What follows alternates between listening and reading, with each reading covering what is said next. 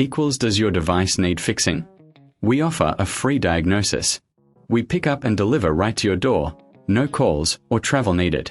We send you a quote before repairing, and only go ahead if you approve it. Easy, transparent, and professional. Link in description. To start, ensure you have a Phillips screwdriver and a flathead screwdriver. First, remove the screws on the back of the Dyson V8. Keep them safe for reassembly. Next, gently pull apart the casing to access the internal components. Look for any debris or blockages that may affect the trigger's function. A quick clean with a soft brush can help here. Now, inspect the trigger mechanism visually. Check for any signs of wear or damage. If you notice anything unusual, it may need replacement. Remember, you can always get a professional diagnosis without obligation. Once you've cleaned and inspected, reassemble the casing. Make sure all screws are tightened securely. If you're unsure about any step, consider our pickup and delivery at your home service.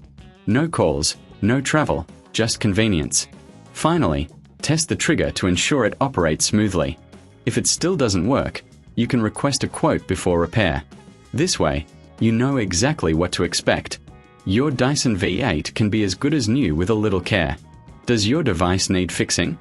We offer a free diagnosis. We pick up and deliver right to your door, no calls or travel needed. We send you a quote before repairing, and only go ahead if you approve it. Easy, transparent, and professional. Link in description.